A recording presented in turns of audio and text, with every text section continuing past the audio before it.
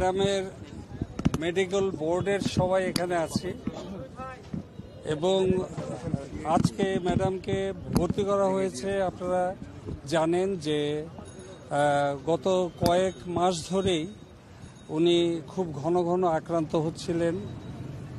আজকে আমরা যে কারণে এখানে ভর্তি করিয়েছি সেটা হচ্ছে যে ওনার কতগুলো সমস্যা একসাথে দেখা দিয়েছে। সেটা হচ্ছে ওনার চেস্টে ইনফেকশন হয়েছে এবং যেহেতু উনি হার্টের সমস্যা আগে থেকেই ছিল, আপনারা জানেন যে ওনার হার্টে পার্মানেন্ট পেসমেকার আছে এবং হার্টে ওনার স্ট্যান্ডিং করা হয়েছিল, রিং পরানো হয়েছিল।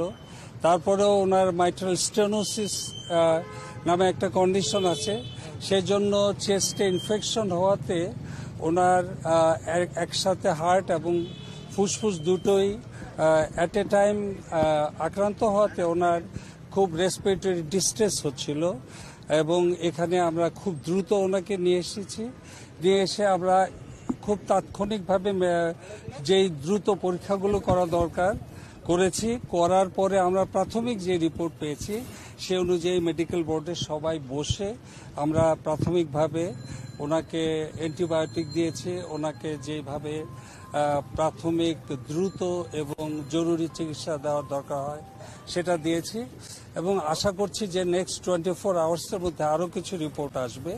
উনি আমাদের নিবিড় পর্যবেক্ষণে আছেন এবং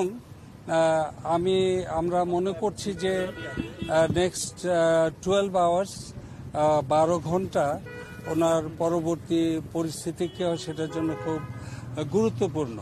খুব ভালোভাবে বলে যে উনি খুব ইন্টেন্সিভ ভাবে আমাদের মনিটরিংয়ের মধ্যে আছেন, কেবিনে আছেন উনি, কিন্তু আমরা প্রয়োজনে ওনাকে হয়তো আরও কিছু পরীক্ষা নিরীক্ষা করতে পারি।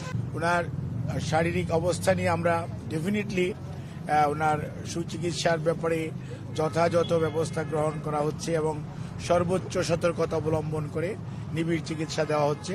বাট এটাতে অত্যন্ত উৎকণ্ঠিত হওয়ার কোনো বিষয় বলে আমরা মনে করছি না। আমরা মনে করছি যে ওনার চিকিৎসাটা যদি এখন যেভাবে শুরু হয়েছে আজকে আলহামদুলিল্লাহ, এটা যদি আগামী 12 ঘন্টা যেটি বললেন প্রফেসর এফএম সিদ্দিকী সাহেব, মেডিকেল বোর্ডের তত্ত্বাবধানে ওনারা আবার বসার পর পরবর্তীতে ওনার স্বাস্থ্যের অবস্থার উপর পর্যবেক্ষণ করে কি ধরনের চিকিৎসার পরিবর্তন আনা যায় সে অনুযায়ী ব্যবস্থা নেবেন।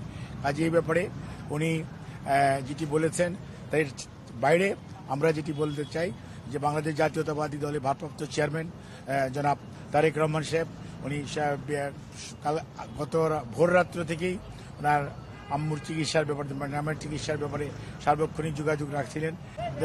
ম্যাডাম খালেদা জিয়া আপনাদের মাধ্যমে দেশবাসীর কাছে দোয়া চেয়েছেন ওনার সুস্থতার জন্য, যেমনটি সবসময় দেশবাসী ওনার সুস্থতার জন্য করেন। উনি আপনাদের মাধ্যমে সবার কাছে দোয়া চেয়েছেন।